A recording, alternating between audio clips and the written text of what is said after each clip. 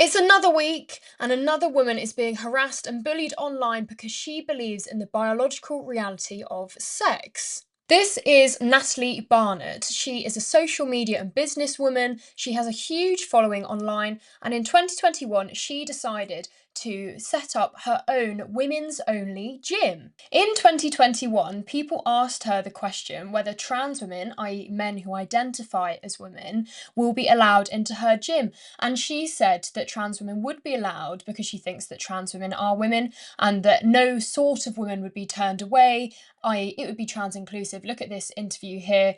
The interviewee even spelt the word woman, womuksen, instead of an E and X to indicate that they're talking about all women. I mean, it's absolutely ridiculous how they've typed up her own speech here. I mean, I wonder whether she said that she wanted the word where she said woman to be, because people don't actually say woman, they say woman, but when they type it up, they put the X to show that they're being inclusive. Now, Natalie is in the news at the moment because her gym is set to open this spring, so very soon, and because of the announcements, she was actually getting a lot of criticism from gender-critical people on X and other social media because of her past comments about it being a trans-inclusive gym, despite the fact she's branded it as a women's-only gym. If it's trans-inclusive, that means, we all know that means, that actually men who say they're women are welcome too, so any man, technically, if he says he's a woman, could be allowed in. Now, there was a lot of criticism from gender-critical people online, and so Natalie decided to come out to make her stance clear. And it turns out she's changed her mind since 2021. She came out and said that her gym is for women only, i.e. for biological women.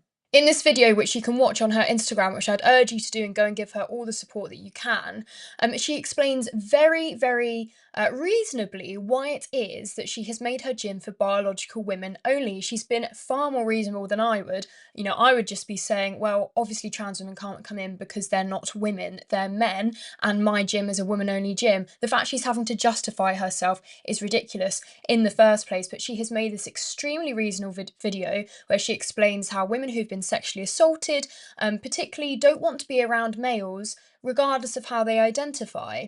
And she says, this doesn't mean that I don't understand that trans women have also, or can be, sexually assaulted. And yes, you've guessed it, she has now faced an entourage of abuse. This is a very mild one here, calling her a transphobe.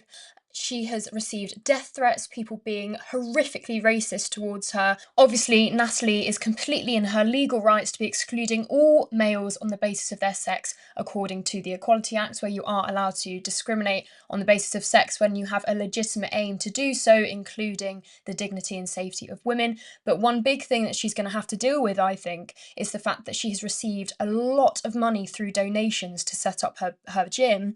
And since 2021, people have been under the impression it's going to be trans inclusive. A lot of people are now saying they want their money back. I'm not sure how she's going to deal with this, or whether she legally has to deal with it, because she's arguably sold them a fake gym by saying that it was trans inclusive, and now she's gone back on that, and a lot of people who supported her no longer did. They want their money back. I think I would want my money back if someone told me that it was a biological only women's gym, and then they told me that men were allowed in too. I think I'd want my money back too, but I don't really know what the complications are around that. But that's something she's going to have to deal with, hence this comment here, honestly lining her pockets with trans people's lives. I mean, I don't understand trans people's lives. Why can't these people set up their own gym? Why is it that trans women are so desperate to get into the spaces of biological women?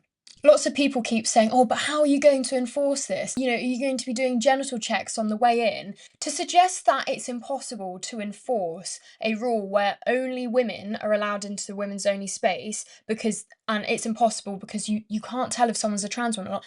Every trans woman knows that they are male, and to say that the only way to stop them from coming in or to check who's trans is to do a genital test, it's really quite damning of trans women. That suggests that trans women are actively going to try to get into women's only spaces, and that the only thing that would stop them would be a genital test. I mean, Do you not think that's suggesting that perhaps trans women are transgressors of women's boundaries? I certainly think it does, and it's a ridiculous argument. I'm also very smug about this whole ordeal because only last week did Natalie come to the University of Leeds to give a talk for the Women in Leadership Society. This was prior to her announcement that the gym was for biological women only. I bet if she had made the announcement beforehand, that Leeds University Union would not have allowed her to be platformed because they wouldn't have deemed her inclusive, which, as we all know, one of their most valued principles at Leeds University, which stops certain people from expressing their views. So I'm extremely smug and grateful to Natalie for standing her ground of this, and I can only imagine what some of the students who, because it was extremely well received, this talk at Leeds, and now she's come out and said that her women only gym is actually only for women and not any man, regardless of how he identifies.